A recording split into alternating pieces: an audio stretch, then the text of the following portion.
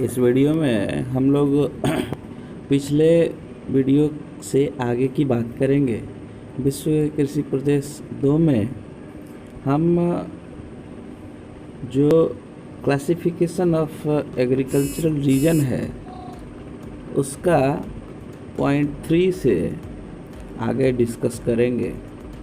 तो 3 पे है शिफ्टिंग कल्टीवेशन रीजन, स्थानांतरित कृषि प्रदेश। इसको प्रारंभिक निर्वहन कृषि प्रदेश भी कहते हैं। इसमें मुख्य रूप से निर्वहन कृषि का मतलब होता है जिससे हम जीवित रह सकें, ऐसी कृषि विस्तृत ढंग से की जाती है। विस्तृत का मतलब इसके जो कृषि प्रदेश हैं वो बहुत बड़े हैं, जैसे संपूर्ण अमेजन घाटी से लेकर एंडीज पर्वत के पार प्रशांत तट तक, मध्य अमेरिका एवं दक्षिणी मैक्सिको तक। सेकंड, सहारा के दक्षिण मध्य पश्चिम एवं पूर्वी अफ्रीका तथा मेडागास्कर में, तथा दक्षिण पूर्व एशिया में Sumatra, Borneo, New Guinea, New Hebrides आदि द्वीपों में, तथा म्यांमार, कंबोडिया, थाईलैंड के आंतरिक भागों में एवं सीमावर्ती भारत तथा चीन के क्षेत्रों में। यह बहुत बड़े भूभाग पर होती है और विश्व की बहुत कम जनसंख्या का भरण पोषण होता है। यह 3 प्रकार की हो सकती है: स्थानांतरणशील कृषि, अर्ध स्थानांतरणशील कृषि तथा स्थायी कृषि। इसमें स्थानांतरणशील कृषि ज़्यादा महत्वपूर्ण है और ज़्यादा व्यापक है। स्थानांतरणशील कृषि के कई स्थानीय नाम होते हैं। आपने हाई स्कूल से ही देखा होगा कि इसको मलाया तथा इंडोनेशिया में लडांग कहते हैं, फिलीपींस में कैगिन, श्रीलंका में चेन्ना, जिम्बाब्वे में और मेक्सिको में मिल्पा, सूडान में नगासू और भारत में इसको झूम कृषि कहते हैं। नॉर्थ ईस्ट इंडिया में स्वीडन कृषि भी कहते हैं कहीं कहीं इसको। तो इसकी प्रमुख विशेषताएं हैं। इसमें सबसे पहले जंगलों को साफ करके किसान खेत बनाते हैं। खेत पर साल में 2 साल खेती करने के बाद उर्वरता जब समाप्त हो जाती है तो उसको छोड़ के दूसरी जगह खेत बनाते हैं। इस प्रकार खेत बराबर बदलते रहते हैं। इसलिए कृषि क्षेत्र किसी भी क्षेत्र के संपूर्ण क्षेत्र के थोड़े से ही भाग पर होता है। इसमें केवल वही फसल उगाई जाती है जिससे जीवन यापन हो सके, यानी कि खाद्य फसल जो हम खा करके जिंदा रह सकें। मक्का, ज्वार, बाजरा, धान प्रमुख है। मक्का अमेजन घाटी में, मध्य अमेरिका में, ज्वार बाजरा अफ्रीका में, धान एशिया में पैदा किया जाता है। इस कृषि में हम ज़्यादा यंत्रों का प्रयोग नहीं करते। खुरपी, नुकीली लकड़ी आदि से काम चला लेते हैं। श्रम और पूंजी दोनों नाम के ही हैं। इसमें सभी लोग लगे रहते हैं। इसमें उपज बहुत कम होता है। साथ ही लोग मछली भी मार लेते हैं, शिकार कर लेते हैं, वनों से खाने लायक वस्तुओं का संग्रह कर लेते हैं और थोड़ी सी कृषि उपज से काम चला लेते हैं।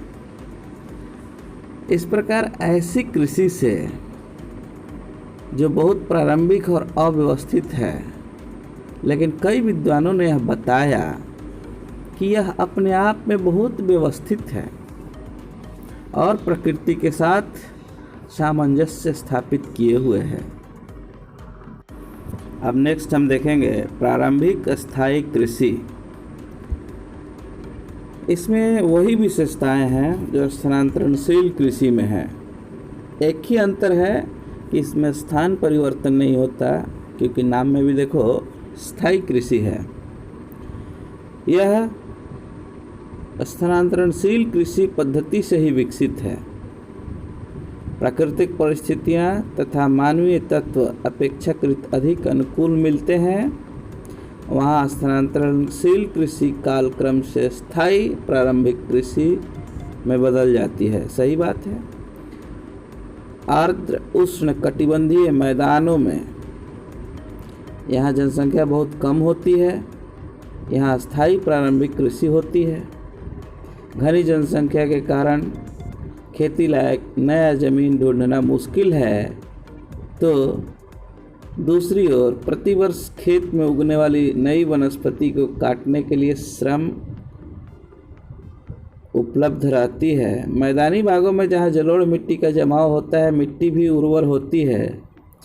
जल में उपजने वाली फसलों यानी एक्वेटिक क्रॉप्स पर निर्भर कृषि भी स्थायी ढंग से होती है, क्योंकि इसके लिए भूमि साफ करने तथा मिट्टी की उर्वरता ह्रास की समस्याएं नहीं होती।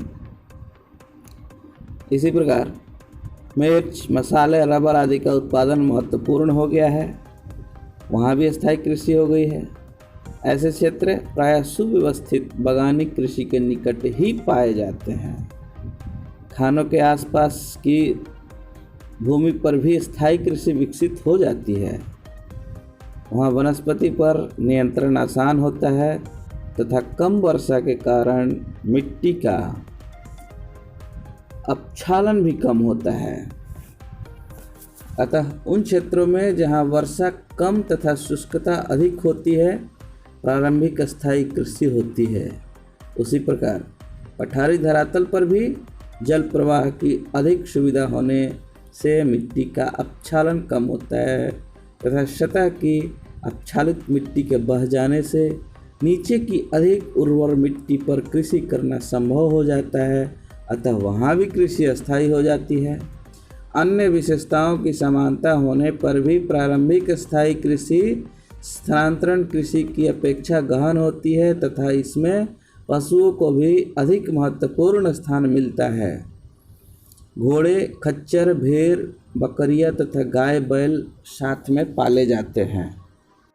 अब नेक्स्ट जो कृषि प्रदेश है वो गहन निर्वहन कृषि है, और यह गहन निर्वहन कृषि दो तरह के होते हैं। चावल प्रधान गहन निर्वहन कृषि और चावल विहीन गहन निर्वहन कृषि। तो हम लोग देखेंगे चावल प्रधान गहन निर्वहन कृषि।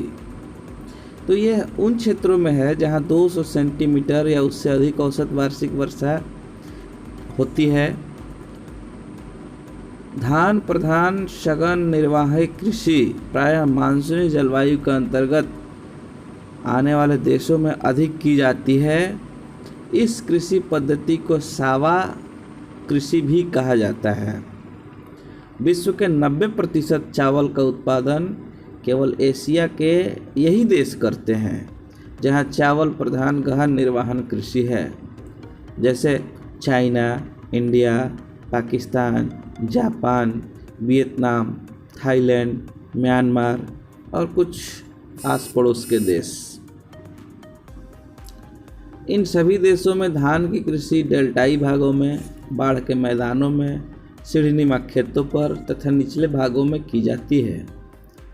लाओस में पूरे कृषि भूमि का 95% चावल में लगा है। थाईलैंड में 66% चावल में लगा है।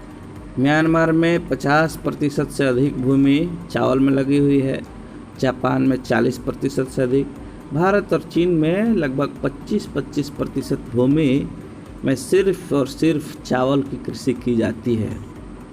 अधिक जनसंख्या के कारण अधिकांश चावल घरेलू मांग की ही पूर्ति कर पाता है और बाहर से मंगाना भी पड़ता है।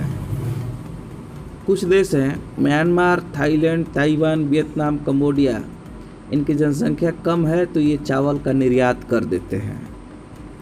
सघन जनसंख्या एवं चावल उत्पादन प्रदेशों में अंतर संबंध पाया जाता है। एशिया में गंगा, ब्रह्मपुत्र, इरावदी में नाम मेकांग, शिक्यांग, यांगटी शिक्यांग के निचले मैदानी व डेल्टाई भाग प्रमुख धान उत्पादक क्षेत्र हैं। अब हम देखेंगे नेक्स्ट, चावल विहीन गहन निर्वाहन कृषि। नाम से स्पष्ट है कि यहाँ भी गहन निर्वाहन कृषि होगी, लेकिन चावल प्रमुख फसल नहीं होगा। चावल भी होगा लेकिन प्रमुख नहीं होगा, क्योंकि चावल के उत्पादन के लिए जो अनुकूल दशाएं हैं इन क्षेत्रों में नहीं है। जैसा कि पहले वाले में मैं बताया था कि चावल के उत्पादन के लिए 200 सेंटीमीटर वार्षिक वर्षा आवश्यक है, तो ये चावल विहीन गहन निर्वाहन कृषि प्रदेश में 200 सेंटीमीटर वार्षिक वर्षा नहीं होती है। तो कितनी होती है? यहाँ 100 सेंटीमीटर से कम बारिश होती है। यहाँ चावल के अतिरिक्त अन्य फसलों की कृषि अधिक होती है, क्योंकि चावल को ज़्यादा पानी चाहिए, दूसरे फसलों को कम चाहिए। मानसून प्रदेशों में चावल के सघन क्षेत्रों को छोड़कर शेष भागों में भौगोलिक दशाएं इस प्रकार की कृषि के लिए अनुकूल होती हैं, जिसमें गेहूं होता है, मक्का होता है, ज्वार बाजरा होता है, दाल होती है, सोयाबीन होती है, कपास, सरसों, इन सभी फसलों का उत्पादन होता है। मानसूनी एशिया में, विशेषकर दक्षिण पूर्व एशिया में विश्व का 61% ग्राउंडनट मूंगफली, 41% सोयाबीन, 17% जौ, 19% गेहूँ एंड 57% ज्वार बाजरा तथा सोरगम उत्पादित किया जाता है। सोचो, बहुत ज़्यादा है ये। चावल विहीन गहन निर्वाहन कृषि में जलवायु के आधार पर इसको 3 भाग में हम लोग देख सकते हैं बांट करके। ग्रीष्म या वर्षाकालीन फसल, क्योंकि इस प्रदेश में गर्मी में ही बारिश होती है तो ग्रीष्म या वर्षाकालीन फसल अलग होगी। शीतकालीन या शुष्क मौसमी फसलें, आपको पता ही होगा मानसूनी क्षेत्र में जाड़े के दिनों में वर्षा नहीं होती है तो वहाँ शुष्क फसल ही उगाना पड़ेगा। और अत्यधिक शीत या अत्यधिक शुष्क मौसमी फसलें, वैसे भी कुछ क्षेत्र हैं जहाँ कड़ाके की ठंड पड़ती है तो उन क्षेत्रों में ये होता है। अब देखिए, जहाँ यह चावल विहीन गहन निर्वाहन कृषि है वहाँ जनसंख्या अधिक है, वर्ष में 2-3 फसल उगा लिया जाता है।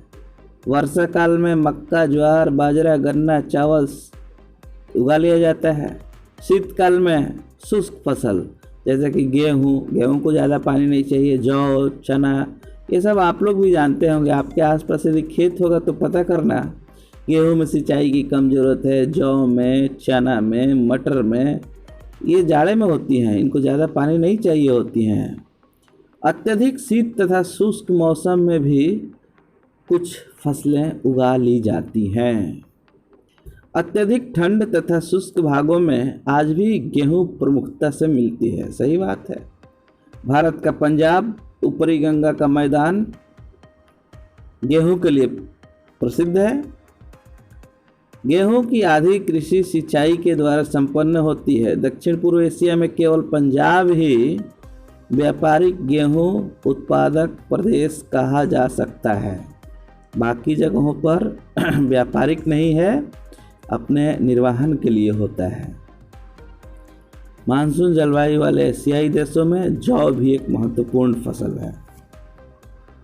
अब नेक्स्ट देखते हैं उष्णकटिबंधीय व्यापारिक बागानी कृषि, ट्रॉपिकल कॉमर्शियल प्लांटेशन एग्रीकल्चर।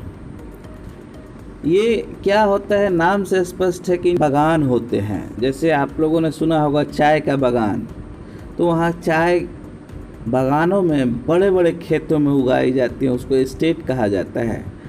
तो इसकी शुरुआत उपनिवेश काल में यूरोपियंस के द्वारा किया गया, क्योंकि उष्णकटिबंधीय क्षेत्रों में उनके उपनिवेश थे। उन्होंने वहाँ पे पूंजी इन्वेस्ट की, श्रम इन्वेस्ट किया और इस प्रकार की कृषि पद्धति विकसित की। पूरे विश्व में इनके 3 क्षेत्र हैं प्रमुख: लैटिन अमेरिका, अफ्रीका, दक्षिण एवं दक्षिण पूर्व एशिया। इनकी क्या विशेषताएं हैं वो जान लेते हैं। उष्णकटिबंधीय बागानी कृषि किसी भी क्षेत्र के संपूर्ण क्षेत्रफल के अल्पांश पर ही होता है, इसलिए यह कृषि विस्तृत क्षेत्र पर नहीं बल्कि छोटे छोटे टुकड़ों के रूप में मिलता है। दूसरी विशेषता है फसलों का विशिष्टीकरण मिलता है, जैसे केला, कोको, कहवा, सीसल, रबर, गन्ना, नारियल, मिर्च, मसाले, चाय। अब केला कहाँ है? केला प्रमुख रूप से पश्चिमी द्वीप समूह में मिलता है, मध्य अमेरिका में मिलता है। क्यूबा में गन्ना की प्रधानता है, इसलिए उसको चीनी का कटोरी कहते हैं। वेनेजुएला के समुद्री तटों पर गन्ना होता है, कोलंबिया के पठार पर कहवा होता है, इक्वाडोर के समुद्र तट पर केला होता है, पेरू के समुद्र तट पर गन्ना तथा कोको दोनों मिलते हैं। अफ्रीका में कहवा तथा कोको, पश्चिम अफ्रीका के देशों में कहवा चाय, पूर्वी अफ्रीका के पठारों पर गन्ना एवं सीसल पूर्वी अफ्रीकी तट तथा मेडागास्कर के उत्तरी तट पर पैदा होते हैं।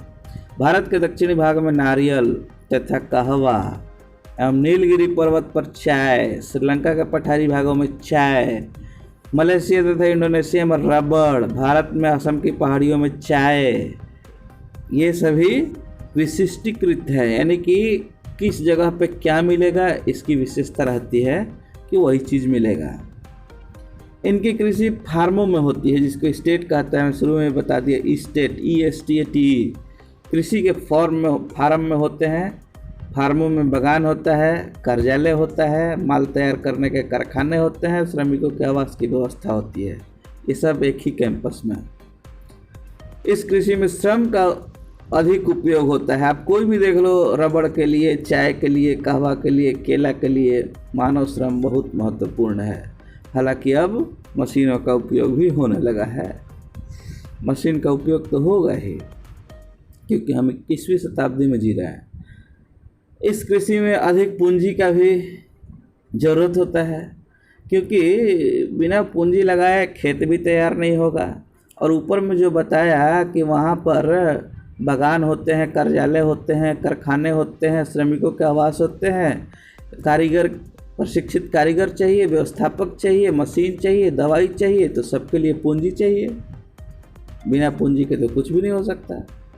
इनका खपत जो है अधिकांशतः विदेशों में होती है।